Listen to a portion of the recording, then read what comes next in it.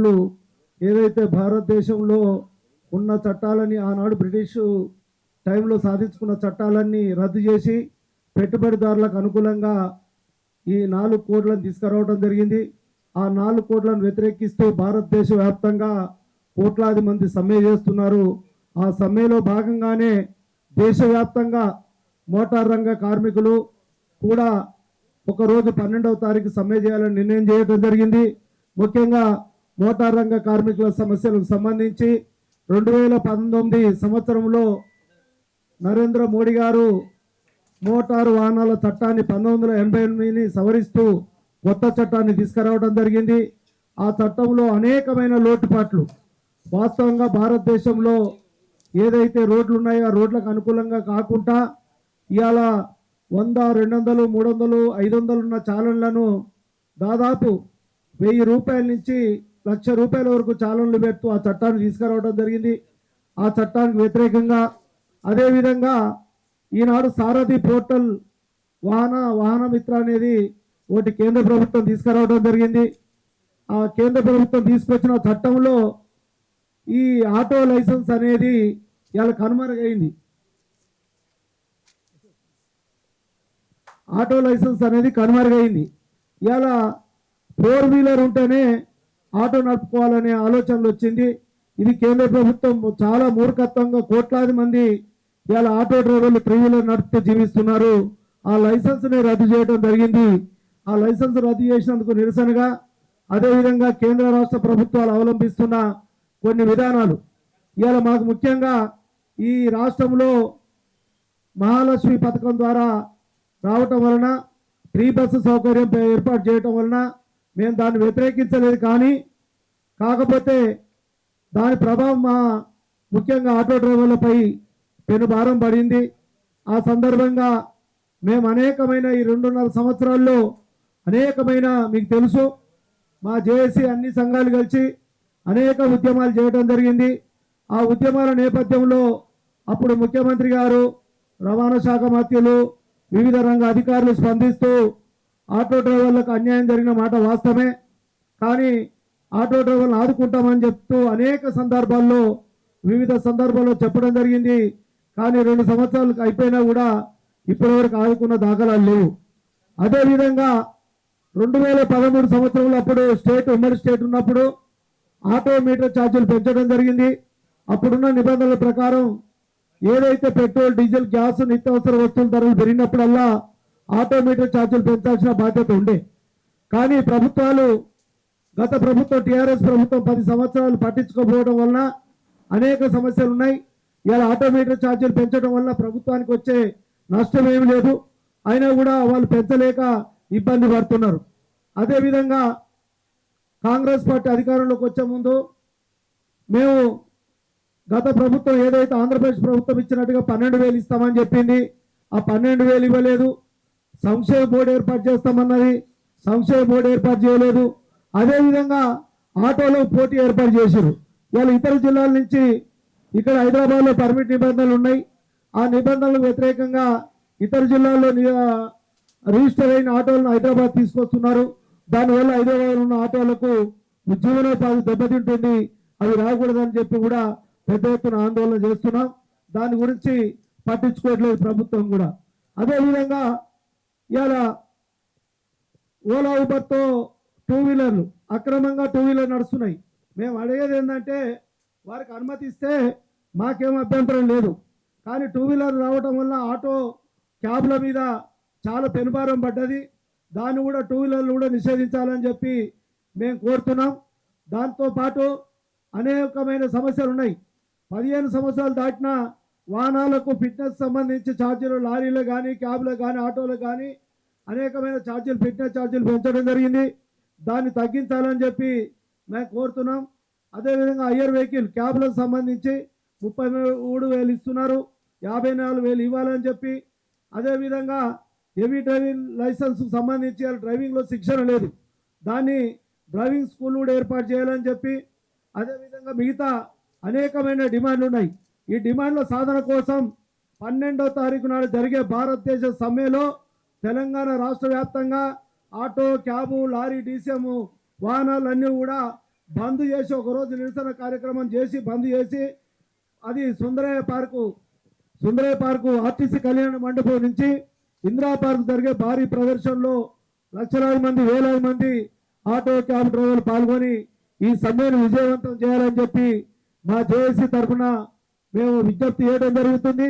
ఇందులో పాల్గొన్న సంఘాలు ఏఐటీసీ నుంచి మేము పాల్గొన్నాం, బిఐటి నుంచి వి మారయ్య గారు, సిఐటి నుంచి అజయ్ బాబు గారు, ఐఎన్టీసీ నుంచి రామకృష్ణారెడ్డి గారు, టీసీఐ నుంచి ప్రవీణ్ గారు, టీఎన్టీసీ నుంచి యాదగిరి గారు రావాల్సిన అవసరం ఉంది, టీఏడీసీ నుంచి సత్యరెడ్డి గారు, ఐఎల్డబ్ల్యూఎఫ్ నుంచి అమల్లా ఖాన్ గారు, అదేవిధంగా టీఐఎండి నుంచి శివానంద్ గారు, అదేవిధంగా టీటీడబ్ల్యూ నుంచి ఎస్ దయానంద్ గారు పాల్గొనడం జరిగింది. ఈ హైదరాబాద్లో ఉన్న సంఘాలన్నీ కూడా ఈ సమ్మెలో పాల్గొంటున్నాయి. దీన్ని సమ్మెను విజయవంతం చేయాలని చెప్పి ఈరోజు మేము మీడియా సందర్భంగా ప్రెస్ మీట్ పెట్టడం జరిగింది. దీనికి మీరు అందరూ వచ్చినందుకు మా వాళ్ళు కూడా మాట్లాడతారు. ముందుగా ఒక పోస్టర్ రిలీజ్ చేసిన తర్వాత మిగతా వాళ్ళు కూడా మాట్లాడుతున్నారు.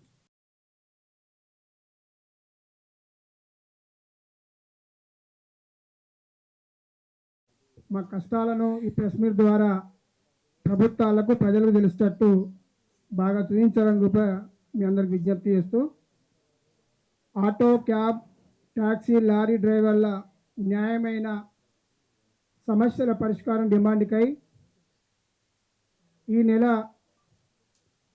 12న దేశవ్యాప్త సమ్మెలో భాగంగా తెలంగాణ రాష్ట్రంలో ఉన్నటువంటి మొత్తం ఆటో మోటార్ రవాణా రంగం బంద్కు మేము జేఏసీగా పిలుపునిస్తున్నాం. అదేవిధంగా హైదరాబాద్ నగరంలో ఉన్నటువంటి మొత్తం రవాణా రంగ కార్మికులందరూ ఉదయం 10:30 గంటలకు ఆర్టీసీ క్రాస్ రోడ్ నుండి ఇందిరా పార్క్ వరకు భారీ ర్యాలీ ప్రదర్శన ఉంటుంది. దాంట్లో పాల్గొనని చెప్పి ఈ మీడియా ద్వారా మేము సందేశాన్ని ఇస్తున్నాం. ఇకపోతే కేంద్ర రాష్ట్ర ప్రభుత్వాలు ఈ రాష్ట్రంలో ఉన్నటువంటి రవాణా రంగ కార్మికులకు హామీలు తప్ప ఏ ఒక్కటి కూడా అమలు చేయలేదు.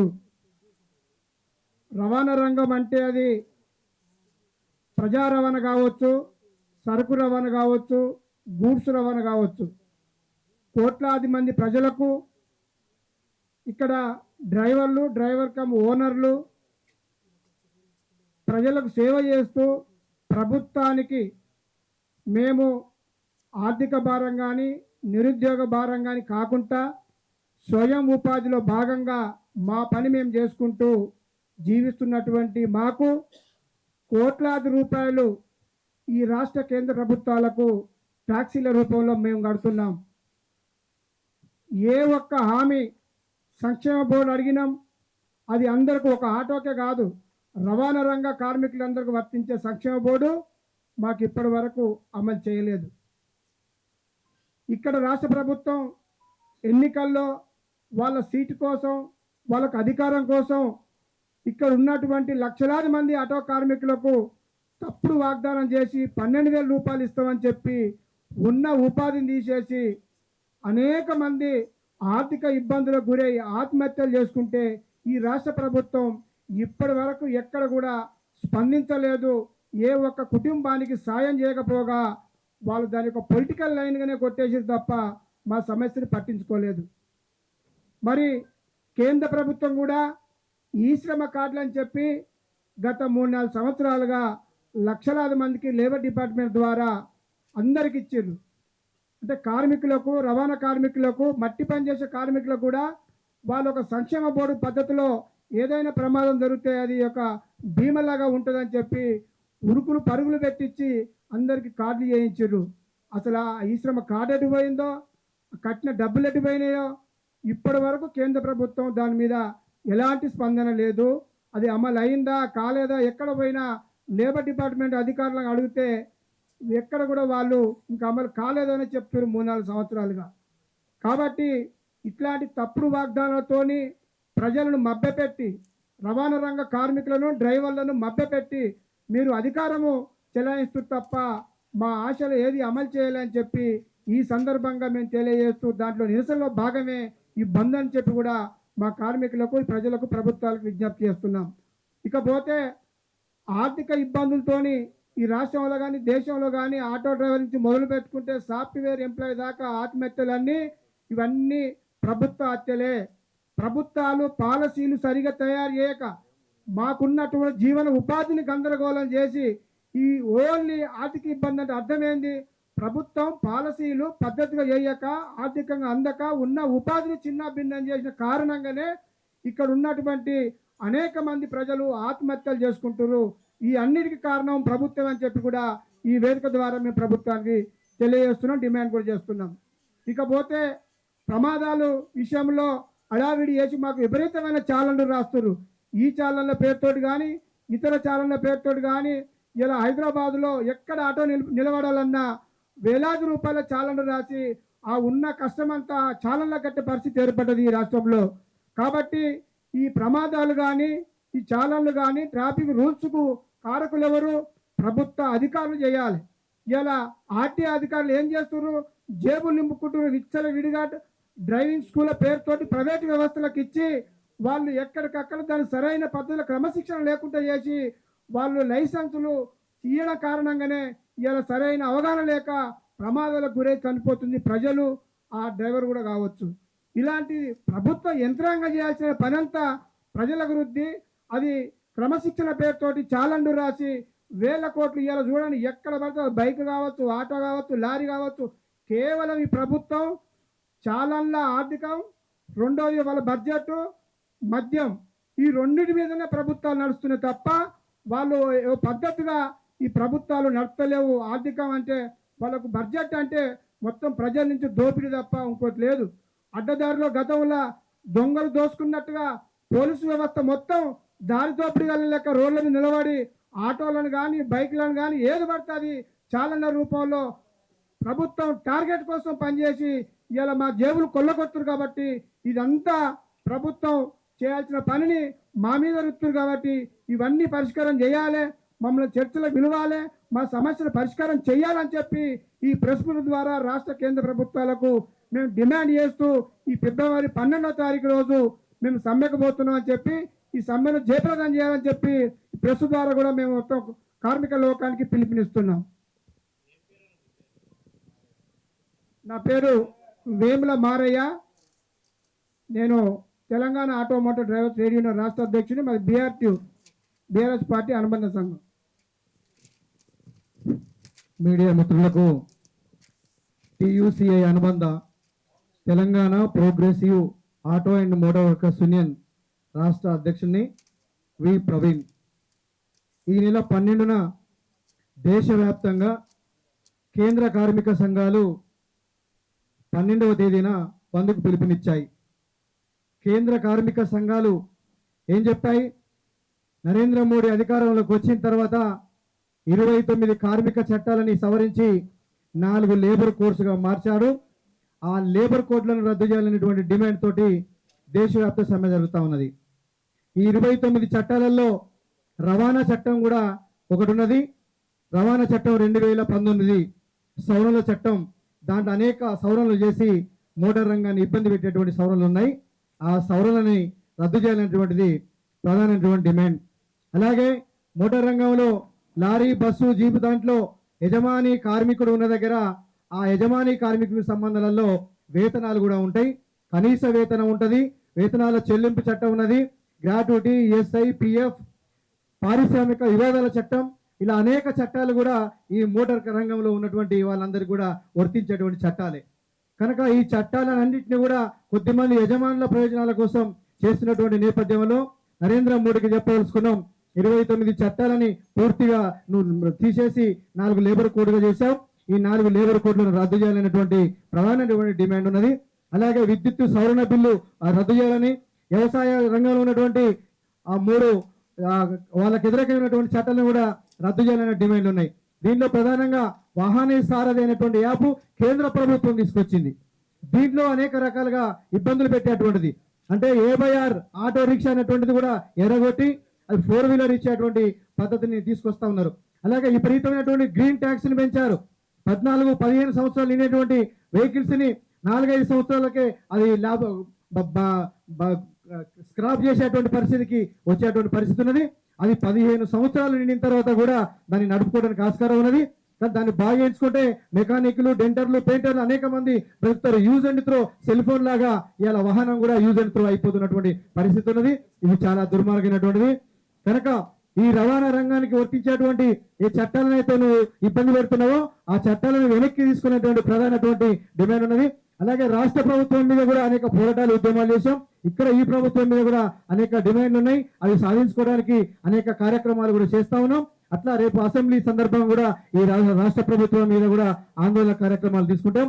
ఇప్పుడు నరేంద్ర మోడీ కార్మిక, రైతు, ప్రజా వ్యతిరేక విధానాలకు నిరసిస్తూ మాత్రం జరుగుతున్నటువంటి ఈ దేశవ్యాప్త సమయంలో మోటార్ రంగం మొత్తం అన్ని రకాల కార్మికులు, మోటార్ రంగంలో ఉన్నటువంటి అన్ని కార్మికులు కూడా, డెంటర్లు, పెయింటర్లు, ఈ మోటార్ రంగం మీద ఆధారపడి బ్రతుకున్నటువంటి పెట్రోల్ పంపులు కానీ, ఫైనాన్సర్ల దగ్గర ఉన్నటువంటి చిన్న చిన్న వాళ్ళు కానీ అందరు కార్మికులు కూడా ఈ సమ్మెలో పాల్గొని నరేంద్ర మోడీకి గుణపాఠం చెప్పాల్సినటువంటి అవసరం ఉన్నదనేది ఈ సందర్భంగా తెలియజేస్తూ సెలవు.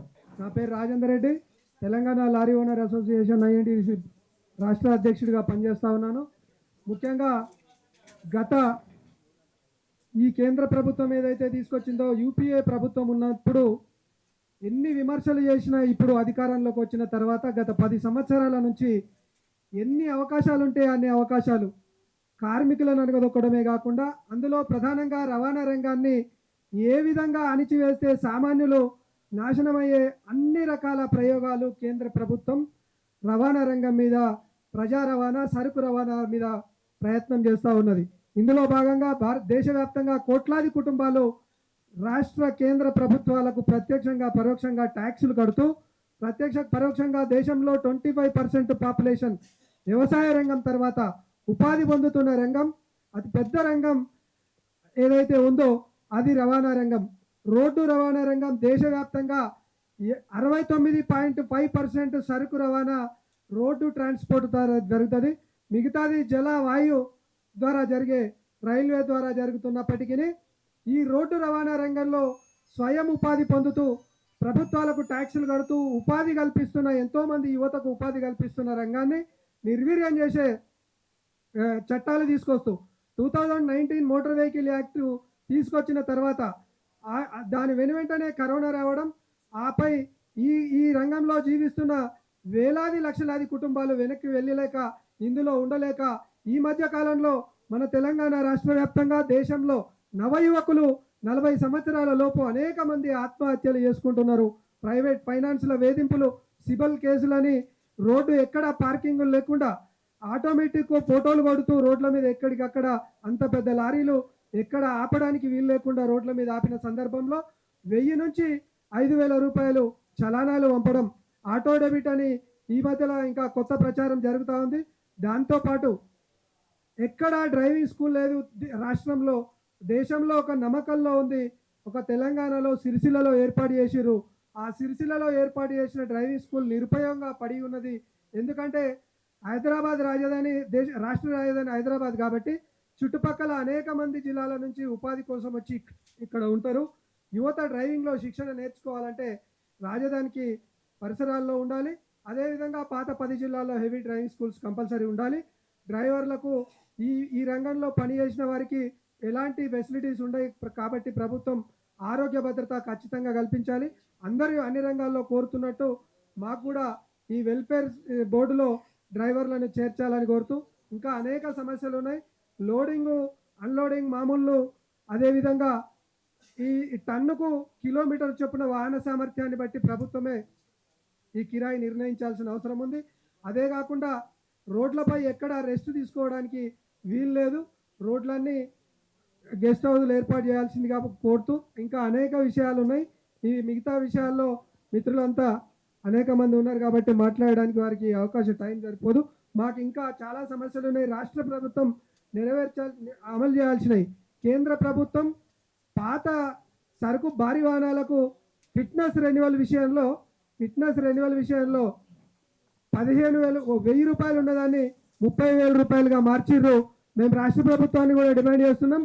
కేంద్ర ప్రభుత్వం యథావిధిగా తెచ్చిన చట్టాలను రాష్ట్ర ప్రభుత్వం అమలు చేయకూడదని గౌరవ ముఖ్యమంత్రిని విజ్ఞప్తి చేస్తూ వెంటనే రెండు తెలుగు రాష్ట్రాల మధ్యలో కౌంట్ రాకపోకలకు సరుకు వాహనాలకు సింగిల్ పర్మిట్ అనే విధానాన్ని కొనసాగించాలి. అలాగే ఈ పాత బండ్లకు ఫిట్నెస్ రెన్యువల్ ఫీజును తగ్గించాలని కోరుతూ నాకు ఈ అవకాశం ఇచ్చినందుకు మేము కూడా ఈ 12 తారీఖులో ఏదైతే దేశవ్యాప్తంగా బంద్ ఉందో ఆ బంద్కు సంపూర్ణ మద్దతు తెలియజేస్తున్నాం. Telangana lorry owner association INT తరఫున దీనికి మా వంతు ఖచ్చితంగా సహకారం ఉంటుంది రాష్ట్ర వ్యాప్తంగా అని తెలియజేస్తూ ధన్యవాదాలు. రాష్ట్ర ప్రభుత్వం ఒకవైపు ఆటో డ్రైవర్ల సమస్యలను పరిష్కరించడం లేదు, మరోవైపు ఆటో డ్రైవర్ల లైసెన్సు విధానాన్ని ఇష్టం వచ్చినట్టు ఆటో డ్రైవర్లను వాళ్ళు ఇబ్బందులకు పాలు చేస్తున్నారు. కాబట్టి వెంటనే ఈ సారథి పోర్టల్ అనేది రద్దు చేయాలని మేము డిమాండ్ చేస్తున్నాం. తర్వాత ఉన్న పైసలన్నీ మన రేవంత్ రెడ్డి ముఖ్యమంత్రి గారి వద్ద ఉన్న పైసలన్నీ అక్కడ ఆర్టీసీకి వెళ్ళిపోతున్నాయి. ఆటో డ్రైవర్లకు సంవత్సరానికి 12,000 ఇవ్వడానికి ఆయన దగ్గర పైసలు లేవు. అందుకే మేము నినాదం ఇస్తున్నాము. అది ఏమంటే ఈ గద్దీ చోడ్,